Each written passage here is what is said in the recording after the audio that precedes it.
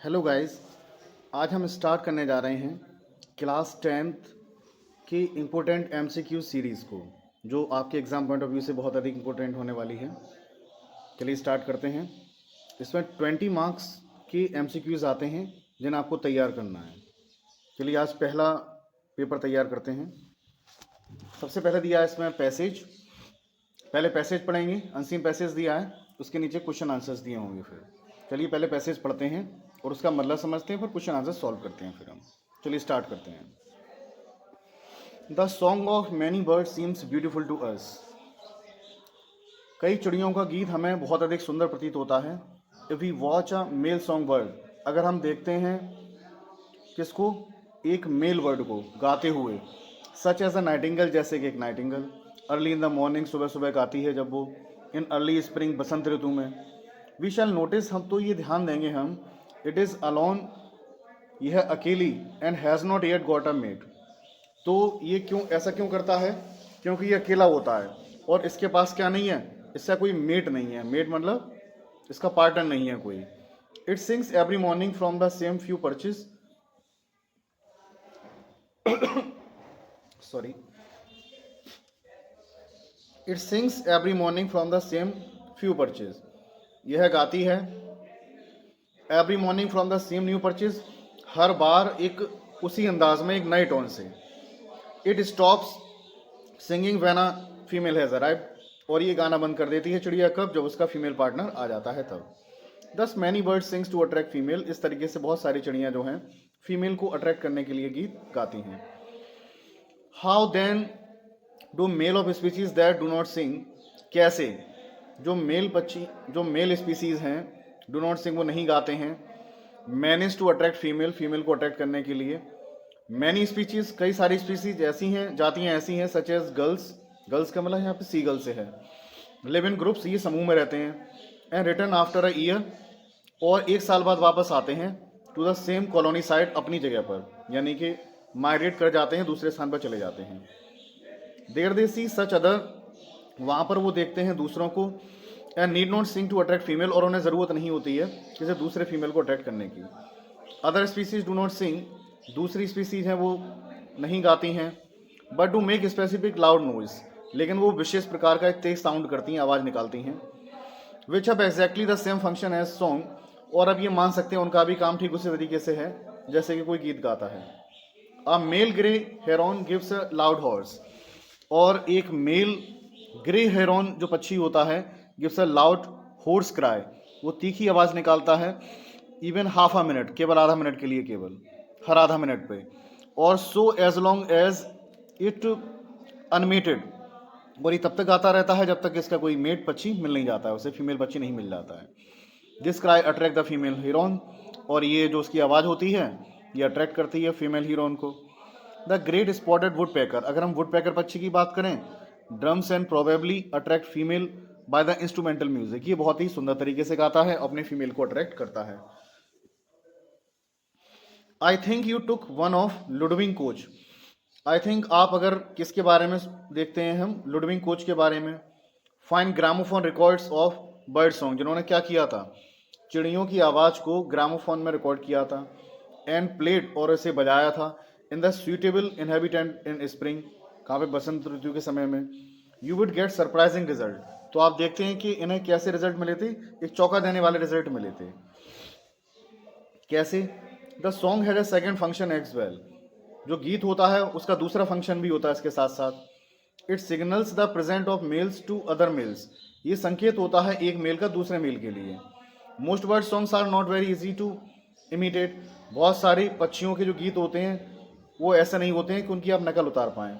But a golden oriole for instance, लेकिन golden oriole की बात करें, उसी क्षण is easily fooled by even a poor imitation its melodious call, अगर इनकी अगर कोई नकल उतार लेता है और आवाज़ निकालता है मेलोडियस।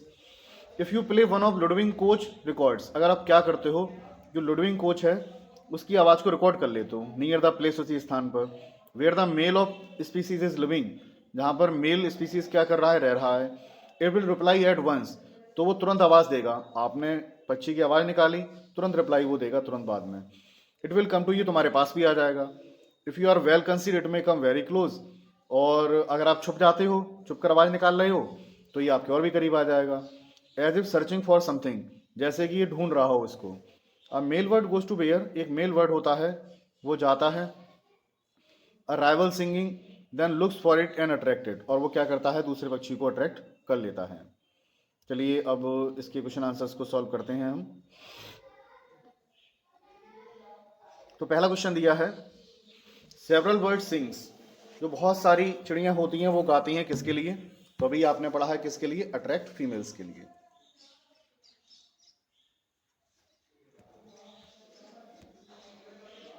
अगला question,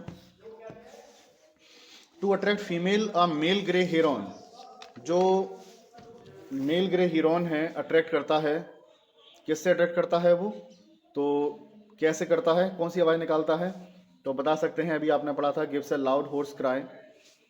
which bird will reply at once even a poor imitation of its melodious call, कौन सी चिड़िया रिप्लाई देती है once by even a poor imitation, अगर आप उसकी नकल उतार लेते हो? तो वो कौन सा बताया था इन्होंने? तो वो पक्षी है आपका golden Orion.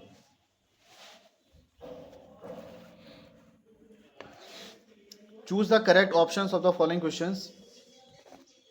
Mood sorrow in a was the poet, तो ये आपको जम्बल्ड करना है, अलग अलग टुकड़ों में सेंटेंस दिया है, तो सही सेंटेंस का क्या होगा?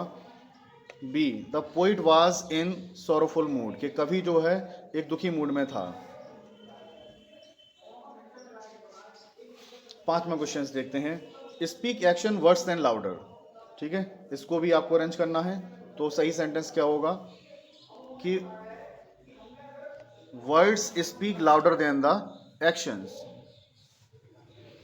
Which word is correctly spelled, कौन से वर्ड को सही स्पेल्ड किया गया है, इसमें गलत मीनिंग दे रखी है, आपको सही बतानी है कौन सी है। तो OCASSION ये नहीं होगा, और OCASION ये भी नहीं होगा, OCCASS ये भी नहीं होगा। क्या सही मीनिंग होगा? OCCASION, कंफ्यूज नहीं होना है, एक सिंगल एस है वहाँ पर। अगला क्वेश्चन है, Ramesh to school after he had taken his food, अब ये सेंटेंस दिया है, इसमें सही वर्ब नहीं है।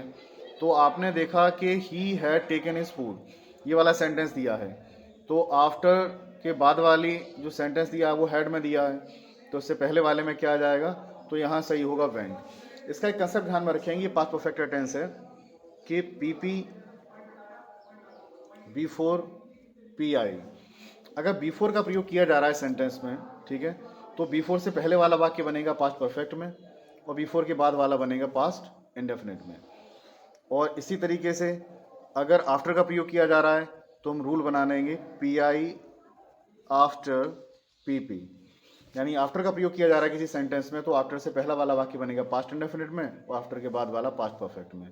तो इस तरीके से ये आफ्टर वाला सेंटेंस है, तो कौन क्या आ जाएगा इसमें? वेंट आ जाएगा। अगला सेंटेंस देखते हैं, Ramesh to school after he had taken his food, sir ये तो हो गया है। He worked hard so that, अब आपको इसमें भी ध्यान में रखना है, जब भी कोई सेंटेंस बना रहे हो और उस सेंटेंस में सो दैट का प्रयोग किया जा रहा हो, तो सो दैट के बाद वाली क्लॉज में क्या आता है? मे या माइट का प्रयोग करते हैं। अब ये कैसे डिसाइड करें कब मे लगाना है कब माइट लगाना है? अगर सो दैट के पहले वाली क्लॉज प्रेजेंट में है तो मे आ जाएगा, और सो दैट के पहले वाली क्लॉज अगर पास्ट में है तो माइट आ जाएगा। तो देख सकते हैं यहाँ पर दिया है वर्कड, जो कि पास्ट सेंटेंस में आता है, तो यहाँ पर क्या आ जाएगा? माइट आ जाएगा। ये ध्यान में रखना है कि सो दैट के बाद वाली क्लॉज को मे या माइट से बनाते हैं। अभी आपका सीन पैसेज आ गया, ये चैप्टर आप लोगों ने पढ़ा होगा, इसके डायरेक्ट क्वेश्चन ही सॉल्व करते हैं। Who is she in the first sentence, अगर पहले सेंटेंस की बात करें तो इसमें ये वली वाला चैप्टर है, तो शी इसमें किसके लिए प्रयोग में लाया जा रहा है? तो सीधी सी बात है, वली के लिए लाया जा रहा है। Wali's friend try to describe the lights of, Wali के जो मित्र थे उन्होंने कोशिश की थी डिस्क्राइब करने की, डिस्क्राइब द लाइट्स ऑफ, किसकी लाइट की बात चल रही थी वहां पर? टाउन।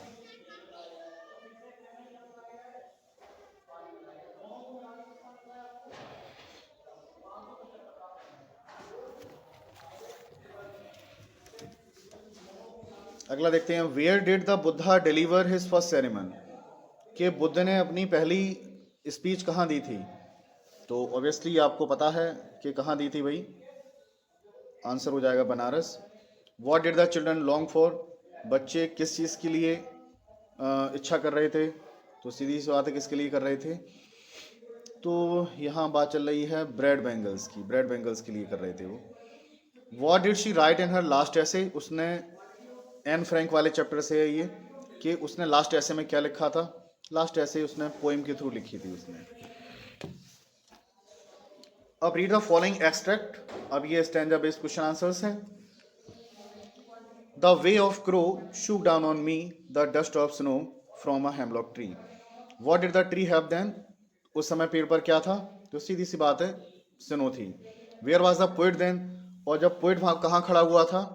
ऑन द ट्री नहीं, इन द ट्री नहीं, बिसाइड द ट्री नहीं, अंडर द ट्री, पेड़ के नीचे खड़ा हुआ था।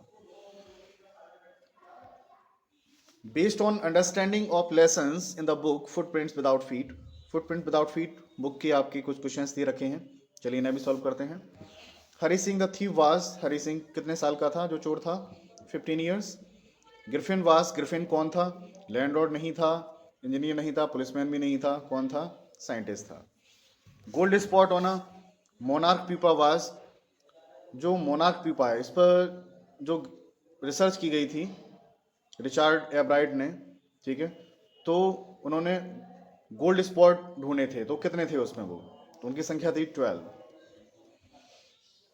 लॉजल had required to buy the diamonds necklace, Loisel ने क्या कर दिया था? डायमंड नेकलेस खो दिया था अपनी फ्रेंड का, तो नया डायमंड नेकलेस जो लेना था उन्हें, तो उसके लिए कितने पैसे की जरूरत थी उन्हें? 36,000 फ्रैंक्स।